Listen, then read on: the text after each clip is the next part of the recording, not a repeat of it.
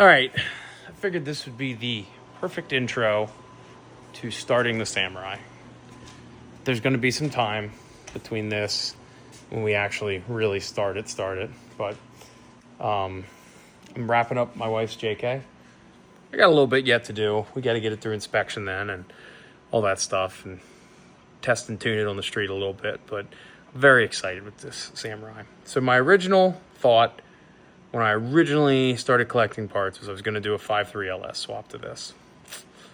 I'm not going to do that now.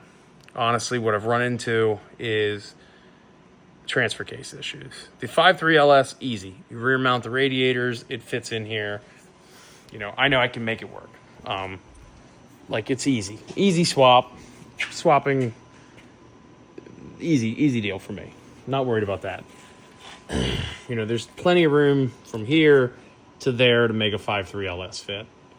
4L60E transmission, not a problem. Dime a dozen, standalone harness for them, really simple. Transfer case.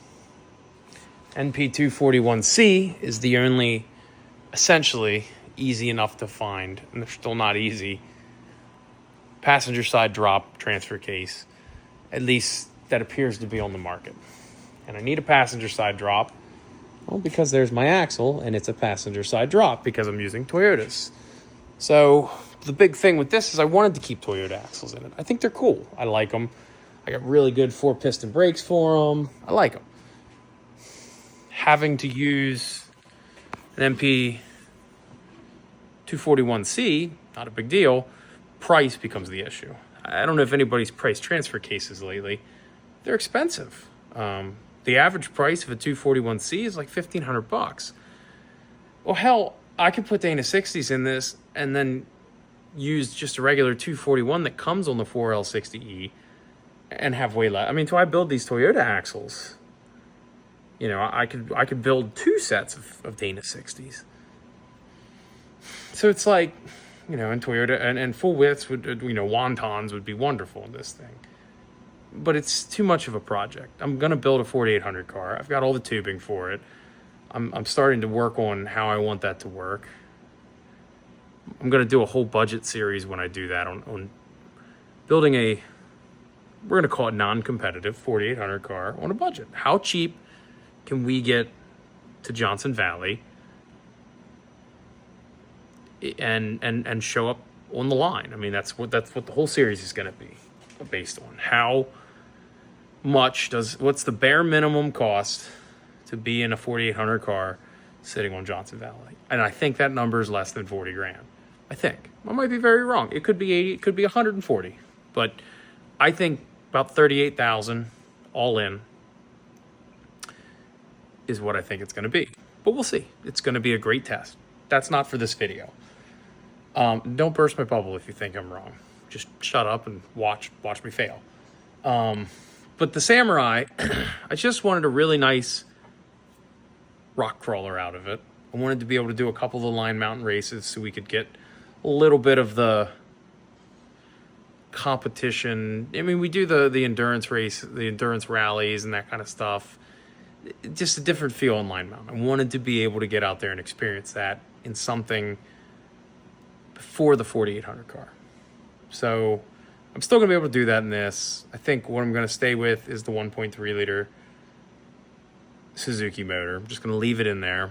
I got a new carb for it anyways. Put the new carb in. I think I'm going to just leave the stock transmission. I'm going to re-gear the transfer case. I've already got 410s in these Toyota axles. I'm just going to roll with these.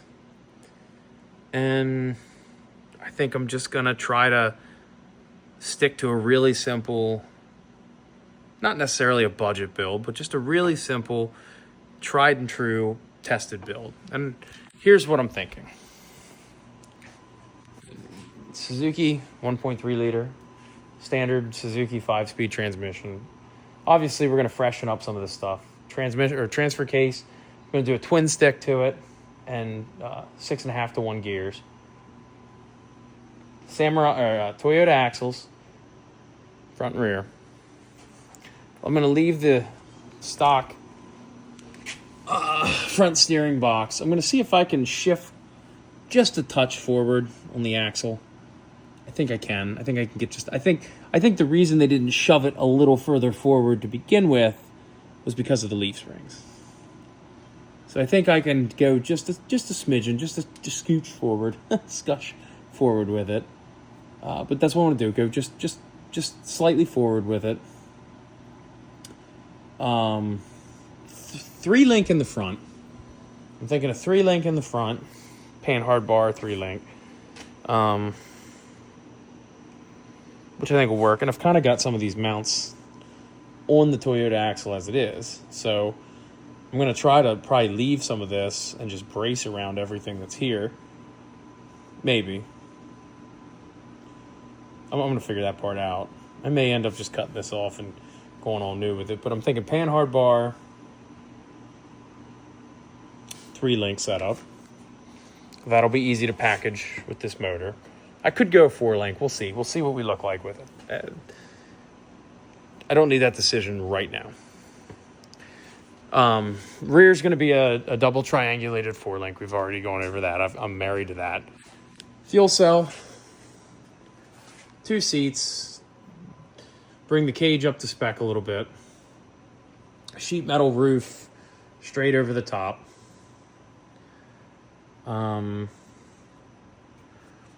And then just the little accoutrements that go with it, really. Keep it simple. Sliders, Ultra 4 style front bumper, Ultra 4 style back bumper to hold the spare tire, ditch the tailgate. I'll make that back bumper so it's removable so I can put the tailgate on. Figure out some taillights and turn signals, strobe bar with taillights and turn signals in that too, so I have double on those. You know, do some sweet wiring and switch panels up here and some gauges. I'll figure that part out. That's not really that big of a deal to me. Flip down, removable windshield, not a big deal. Just so we have it for on the street. They make a kit actually to fold them down, and then you can just pin them and remove them. That's easy. That's kind of where I'm at. Like, simple, get it done. According to ChatGPT, 51 days. I know we're going to be longer than that.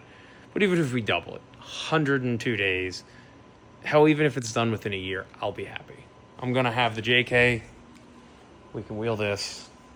So this is going to be the intro to this build series. It's going to pick up with finishing this axle, getting this top truss tacked on here.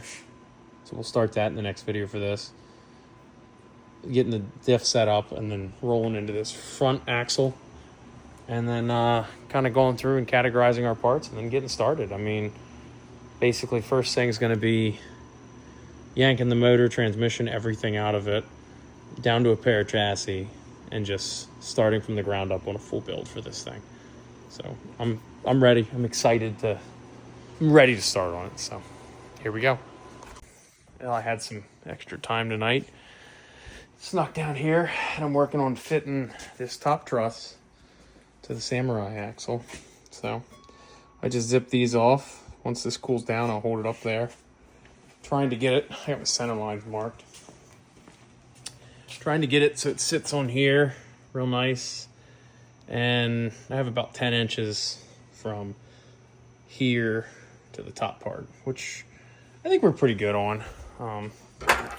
Like I said, if you look here, I mean, 10 inches would put it to right there. Then you got like 1.5 inches here. There's 2 inches to the center line of the bolt. So I think we're doing pretty good. I got that set on 8. So I could try to get it marked up there. So I think we're doing pretty good on that. So let that cool, and then I'll jump over there on it and see if we can get it fitted up there. Samurai update. I was working on this axle. So you can see here, flipped it over a little bit. I got my truss fitted really nicely. So basically, I marked the center line of the axle and the center line of the truss. So you line those two up. I'm just going to let it sit like that because it's happy like that.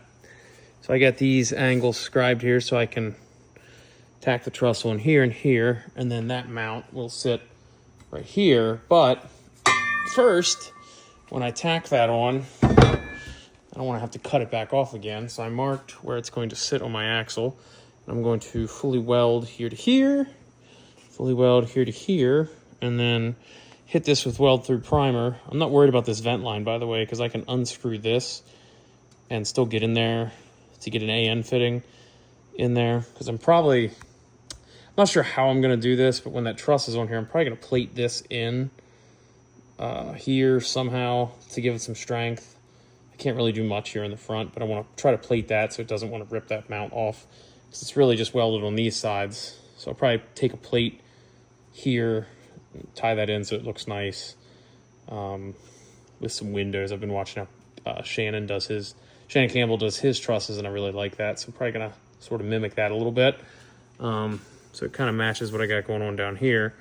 Do something like that up here to tie that truss in, but I want to get this welded here and here. I'll tack the truss on yet tonight after I weld through primer everything, tack the truss on, and then I'll probably put this guy in my welding table, jig it up real nice, and then sort of tack it all together here.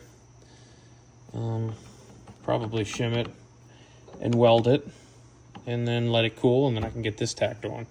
So I'm probably gonna, like I said, I'll tack it all up, make sure it's all nice and square, mock it up on top of the truss, and then finish weld it. So start by getting these guys here welded in. All right, I got these welded on. I just weld through primered them, so they're looking nice. Weld through primered my truss over there. So let this all dry, and then I'll tack that truss on. All right, I got this top truss tacked on. Looking good. So I am just getting some stuff cleaned off of my welding table there, and then I'm going to get this thing tacked together. So let me finish up what I'm doing over here, and then we'll get that on there and get it tacked up. Samurai update. All right, so I did it stupid. I went to the hardware store to pick out these bolts, and I left one of my rod ends in the cart, and it's gone now. So there's a $35 rod end gone. That was stupid. But I got this 3/4 inch monster drill bit here. Fits perfect. Now I'm going to enlarge my tabs here to 3/4 inch. All of them. So it fits the bolts here. Monster bolts. I mean, it's going on a 2,500 pound vehicle. 4,000. Even if it weighs 4,000, it's just, that's a monster rod end. Look at that thing. So let's get this chucked up in the drill here. We'll get this dropped down, and we'll drill some holes in them. All right, so I got that one opened up. It's really nice. So I'll drill this one out now.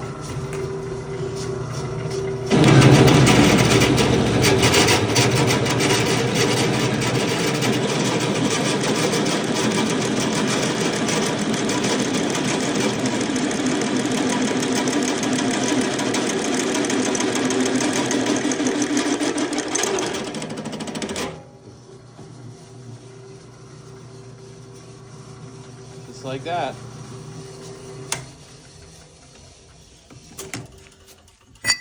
Okay. Now we'll clean that hole up a little bit with the file. Go to do the other one. All right, so now I got it all put together here, sitting on my bench. So what we're gonna do is grab some shims. I learned this trick from Shannon. So he uses better shims than this. Grab some of the 20 thou and the 20 thou. I grab some 15s and some 20s, and we'll give it some space here. So I'll show you how this works here in 1 second once I have it set up. All right, so now I've got it set up with shims on either side. So I'm going to tack that side, and then I'll do this side. So really all I'm going to do to tack it is tack those 4 mounts and then throw some tacks in there, and then I'll screw with the rest of it once I get this done. All right, so I got them all tacked in.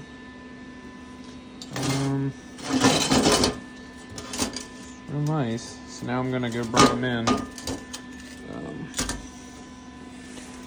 Start on the bottom here and burn probably that one, and then just alternate back and forth, get it all burning real good, and go from there. So, well, let's get started. Okay, here's what we got. This is all welded up. The rod ends fit, so I'll clean this up and hit it with some more weld through primer so it can't rust up once it cools, but it's spicy right now. So we'll let that cool, and then we'll hit it with some more weld through primer, and then tack it on. But the next thing I'm gonna work on, I'm waiting for that to cool, is this is my diff over here. Oh, that's going in that axle. As soon as we get that done, it's gonna be ready to put in. So I put a spool in this, but these side adjusters are not really torqued or finished. So what I need to do is make a tool to adjust these, because the Toyota one that they sell is, I don't know, something like $100 now online, and I ain't paying that much. I got lots of steel here, so I'm just gonna make something round that'll hit that perfect, you know, that I can rip out on the bandsaw or something and torque these things with some pins that come off of it. So easy enough to do. So I'm gonna sit here and ponder how I want this to work, because I don't think it really needs to be that complicated. And then I'm gonna build it real quick. All right, and that's what we end up with. Look at that thing. It's smoking hot right now. I'm not gonna show you, but it's got 2 pins and they index pretty close. I can bend them in a little bit more if I need to. So what I'm gonna do once it cools is I'm gonna round them a little bit, and then we should be pretty good on that. So tomorrow, because it's getting, what time is it? 7:46. It's getting kind of late though. So tomorrow when that cools, well, the next day I work on this, I'll put it that way, because tomorrow the parts are showing up for the trailer, so I'm going to try to get that out of here. The next time I work on this, when this is cool, I'll round those pins off, and then I'll get that diff chalked up here, and get that thing all adjusted, get that mount on, and then we can try to get that thing back together.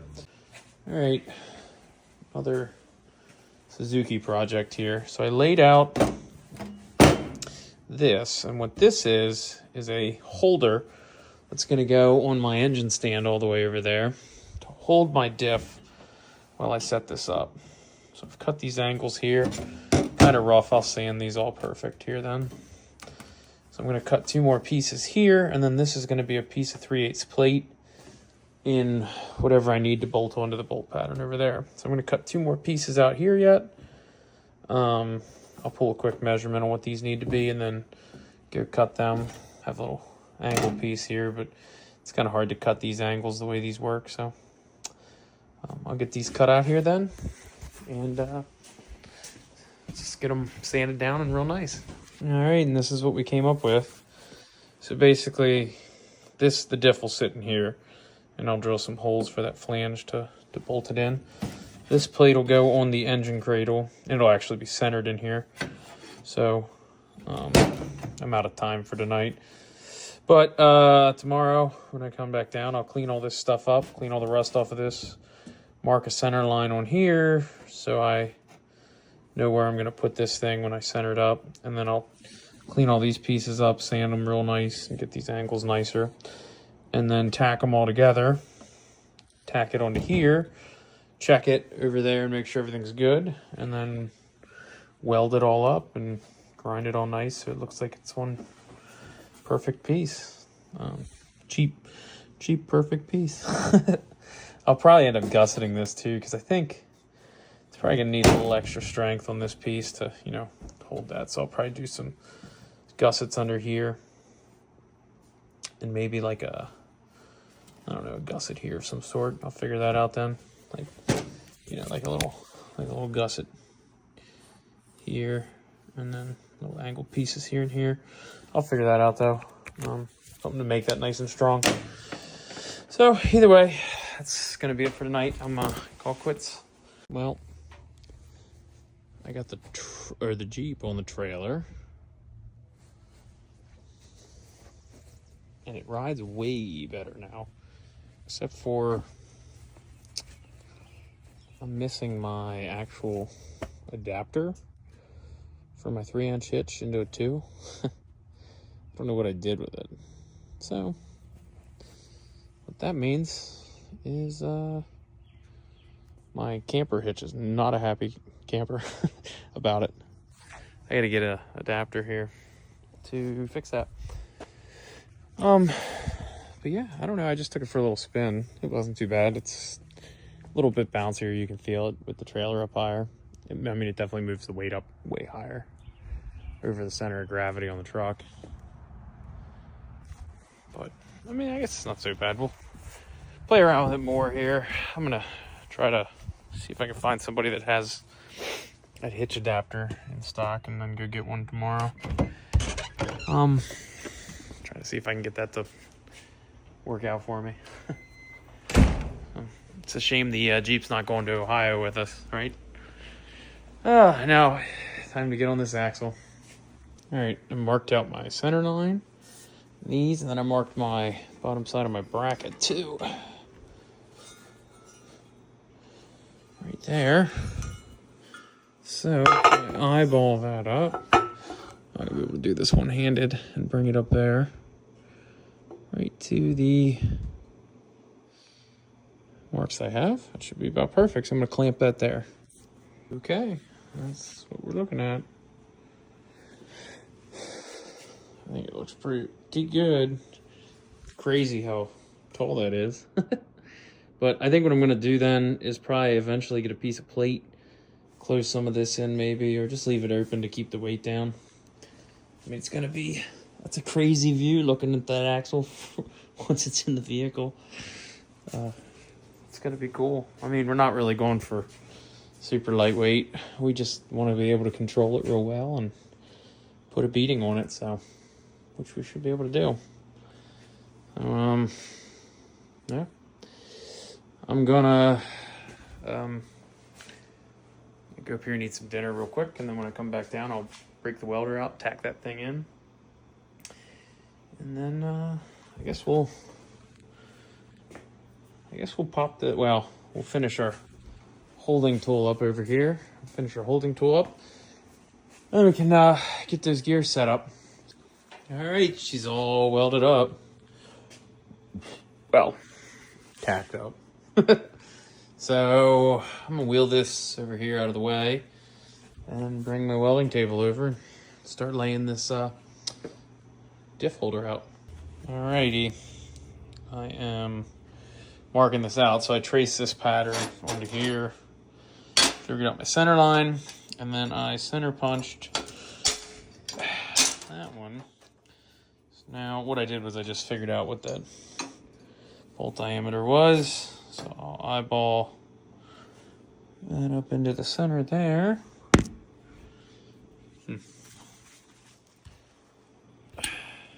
And then we'll mark it, and then I like to punch it a couple times.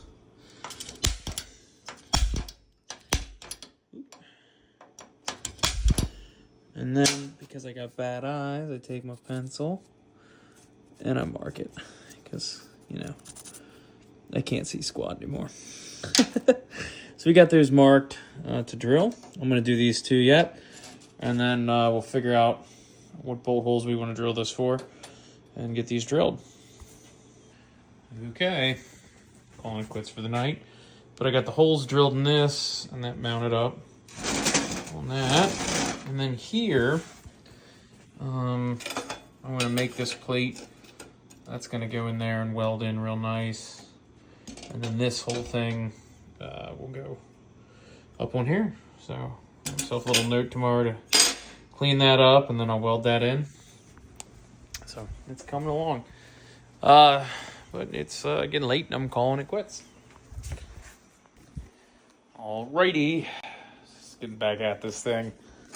So I'm gonna clean up my bracket that I marked here so I didn't forget. It's been like 2 days. So I'm gonna clean this up. This is already cleaned up. Go ahead and probably just tack that on there once I think what I'm also gonna do, I wanna get this so it goes up in there just a little tighter. So probably clean this weld off right here, and then I'll get this in there. Get it all in there real nice. So let's start by cleaning this thing up with the flap wheel up here. Change out of my nice flannel into my work flannel. And get it cleaned up. So, all right, it's sanded. Got that piece so it fits nice, snug in there. I checked this. I am going to have to sort of clearance these for the housing then. That shouldn't be a big deal. So I'm going to tack this thing in here nice and flush. Run a couple tacks in there, flip it over. I'll weld the whole thing up real good. And then I can get it mounted to the plate once it cools. All right, I'm gonna tack that up now. Got it pretty well centered on there where we want to be. I'm going to, my grinding wheel's making a weird clicking noise. I guess I gotta go over and investigate what the heck that is now. Something stuck in there. So I'm gonna tack this on here, and then I'll pull these nuts off of there. Yeah, I don't know, it's coming along. So let me tack this thing on there. Looking real good though. Very happy with it. It's going to be nice and beefy when it's all finished. So let me tack it on there, and then we'll finish welding on the table. And she's all welded. Buggery welds galore. So, not that cool because it's radiating heat. And then we'll notch this where we need to notch it so we can get the diff in there basically. And I think we'll have to do a couple holes to bolt the diff in, but it'll be nice. Okay, so this is all ground down. I got a little hole here to bolt the diff into so it doesn't rotate out of it. So I gotta call it quits for the night, but I think it's looking pretty good. So basically, when I come back down here again, I'll drop the diff into this. Well, I'm going to bolt it up to our bracket for the engine stand, drop it into here, and get it on the actual stand, and then we'll make sure it works. I'll probably set the axle up, and then I'll pull this back off once I know that it's good, and paint it, you guessed it, orange. So, but I'm filthy, need a shower, and it's 8 o'clock, so it's quitting time down here. So I'm going up to the house. Alrighty, I got this thing bolted up. It's a big old heavy piece of steel there. So if I come over here, this one-handed, get it in my engine stand. Perfect. I should be able to set the diff right in there. So let me put this down so I have both my hands. Alright, it's in. And I've got a design flaw. I mean, overall I like it. It holds it perfect. I can get in here to work, set everything in. You know, if you got to do the pinion bearings, you can rotate it upside down to do that. I've got to add probably another way to bolt this. So I'll probably make a plate that goes on here and has a cutout that runs underneath, and then you can bolt through these two yet. And that should really hold it in there nice if you flip it upside down to do the pinion. But that's a problem. I need to get to those adjusters. So what I think I'm going to do now is come underneath of here, underneath of here with like a spine. I'll just bend it, and then I can 45 it. And then I think that'll brace this area up. And then pretty much what I'll do is cut this at like a 45 down to this plate and just run it out here to the end. Flush. And then there'll be a spine, and like I said, underneath of here to brace that so it doesn't bend. And then I'm going to make a plate of some sort to go out and around here. So I'll take another piece of angle and probably just make that work out, and then I can bolt it through here. And here, it'll catch these then. So I think that'll work, though. Yeah, so let me think about how I want to do this and get some material together, and then we'll start on some modifications with this. All right, so I made these pieces. I'm going to weld them on pretty much back at that corner on a 45. And then I'll gusset them real nice on the end. So they look nice. And then I can wallow out what I need to here, to get access to this. So I think that'll work. And then for this end piece, I grabbed another piece of angle here. So I'll just wallow out an elliptical where that's going to sit, and then I'll fine tune that. I don't want to go too far with this, so I'll start at a little bit and just take what I need to make it work around that diff. So let's get started on that. All right, I figured it out. Being stupid for a little bit, but I figured it out. I flipped it, so I didn't have to notch this out. And then I just re-drilled this and added this end piece in there. It's perfect. Holds it in there perfectly. So I'm going to zip this ring and pinion back out. Or I'm going to zip the ring and center back out here. Run this through the parts washer, clean it up, spray this whole thing out with Brake Clean. Get it all nice and cleaned. And then set these side adjusters up. So let's start by looking up some instructions and then zipping this thing apart. I'll get my table set up, I guess, or I might just use that table on some rags and get this thing apart. All right, I got it all disassembled, ran it through the parts washer, so it's all cleaned up. Gonna grab some assembly lube now, throw in these bearings because they're all cleaned up there. So throw some of that on there. There's still just like junk in there, We'll get it all cleaned up. But anyways, throw a little assembly lube on these then, and get it going back together here. So I got it set up here. I'll run a pattern on it then, but the pattern I think is going to be fine because we didn't really play with too much of it. But if you watch there, it's 8/1000s. So, and I'm good with that on these. These are, I believe, factory gears, but I'm good with 8/1000s. We're going to end up putting like probably 5-something gears in this thing later on if we're going to stay with that 1.3 liter. So now I got to preload these bearings. So I'm going to leave this on. I'm going to rotate these a turn on this side and a turn on that side. And then lock these caps all the way down. And that should keep everything from moving. Okay. So 8/1000s backlash, and that's our pattern, which, like I said, I'm good with. So pretty well centered. Good on that. On the coast side, or on the drive side, it's probably a little deep, but centered.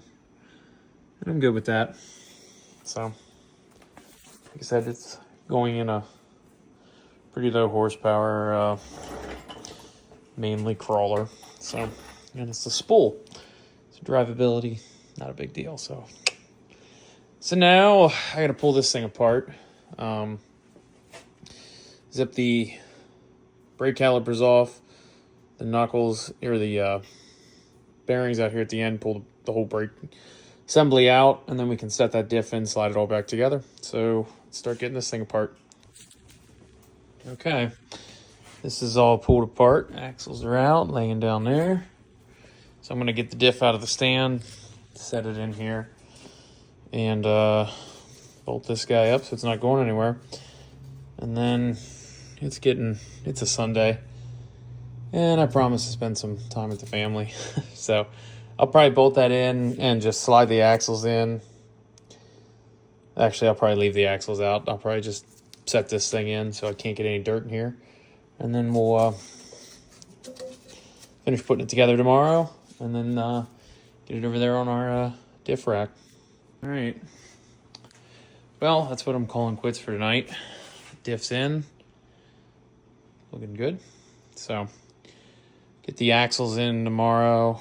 I'll button this thing up, pull it off of here, and throw it over on the axle stand, and then we got to pull off and start pulling off parts of Saturn, and then we'll get back on that front axle.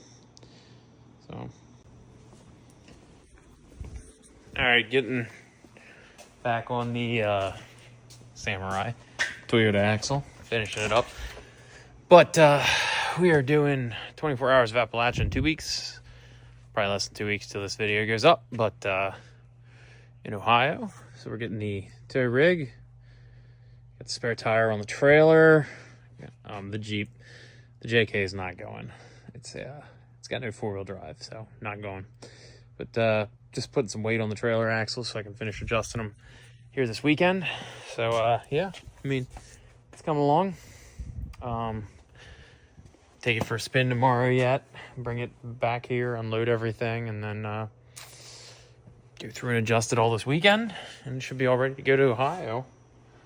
But in here, I'm going to throw those axles back in, the shafts back in here, get this all bolted back up, brakes on it, and then drag it over there, get it off of this thing finally.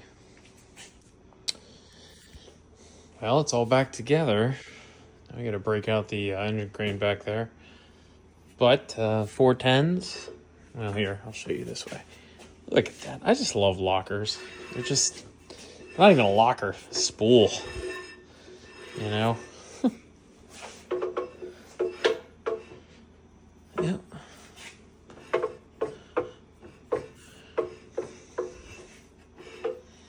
Wonderful.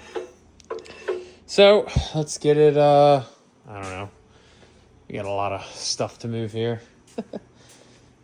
Ugh. Problem is, this pipe here, I need to do something with. It really needs to go up against that wall. But it doesn't really fit. So, I guess maybe... Oh, I gotta get that out of there. I get that out of there, get the Jeep moved up, so I guess I gotta start moving some stuff around. It's the headlight for the Saturn. I guess we'll go ahead and get this moved too, because that thing's getting started on. So, enough complaining, time to start moving. Alright, this is the end of this series.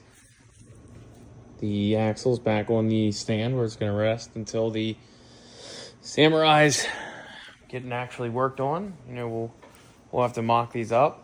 So next up, I'm gonna pull the front axle off the stand here, get it onto our setup stand, and start doing some crazy stuff like stripping it down and getting it ready to go under the Samurai. I mean, really what it boils down to is I want to get these axles completely ready.